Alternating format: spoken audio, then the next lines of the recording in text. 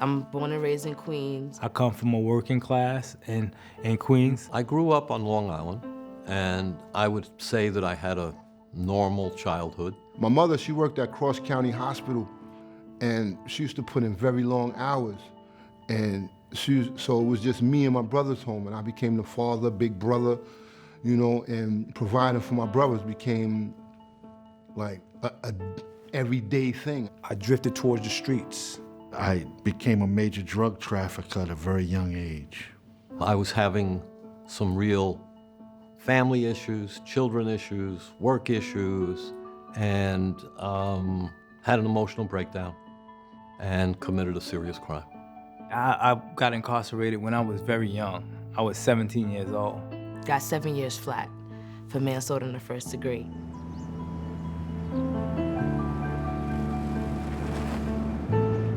Going to a maximum security setting, you really prepare yourself for the worst. It's like, stand over there, don't move, don't look at me, put your hands on the wall. So it's like a big place where everyone's pretty confused but robotic at the same time. My first thoughts was, my God, how am I gonna do this?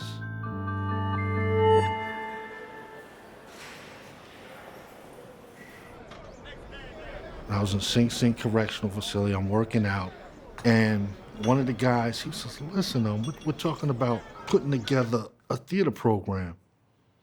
I looked at him like, theater? We are in a maximum security facility, and you want me to run around and type something about to be or not to be? I said, bro, stop playing with me. At first, I was a little skeptical about it because they was asking me to do things that I wasn't comfortable doing, like taking the mask off my face, you know, and being me. I presented that hard front. So nah, I don't want to walk around acting silly, and I think everybody else is doing it is foolishness. And then one day I found myself acting silly and enjoying it. I remember first seeing a production in a chapel inside of Sing Sing Correctional Facility. I'm confused. How would you know where the men's metaphor was if it's not in this book? As I'm sitting there, I'm starting to recognize people. I said, hold on, I see this guy in the gym. I see this guy in the yard. These are prisoners up here. I said to myself that I have to be a part of this program. Did you assault Santiago with the intent of killing him? No, sir. When they said that I'm in their program, I literally started crying because I'm like, I think that this is gonna save my life.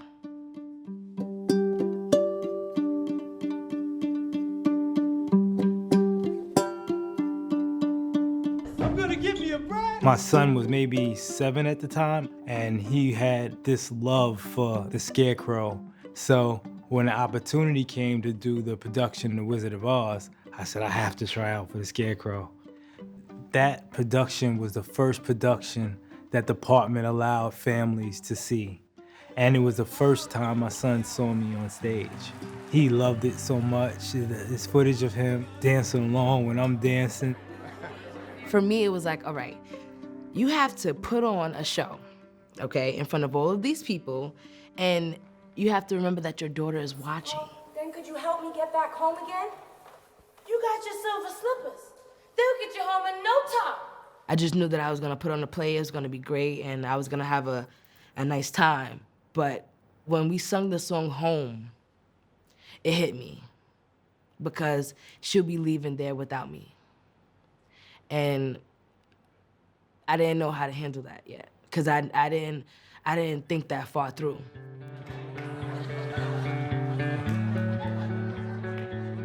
And RTA helped me get through the hardest and the most difficult time in prison, period. Some of the things that you learn from RTA that really help you survive in prison is the communication skills, to be able to talk, to be able to express yourself. Because before I really got my vocabulary up, it seems like I only knew maybe 600 or 700 words, most. And once those run out, the next step is violence. But once I got involved, I'm able to express exactly what I'm saying. And I'm able to hear exactly what you're saying. And I noticed that I was getting less arguments, less disagreements. I wasn't getting so frustrated anymore. Learning how to channel my energy and motivate myself. And I began working with people I never imagined I'll be side by side working with. For the first time in many people's life, including my own, we see and we act in a way that allows us to leave who we are behind, and we take on a role. When you become that new person, then you can understand a little bit about how you might have hurt others and how they felt. And that's a real awakening. 90% of the people that's in prison are coming home. They're gonna come home. They're gonna be standing next to you in the grocery aisle. They're gonna be standing next to you in the barber shop, car wash. They're gonna be on the train with you, on the bus. How do you want them to be?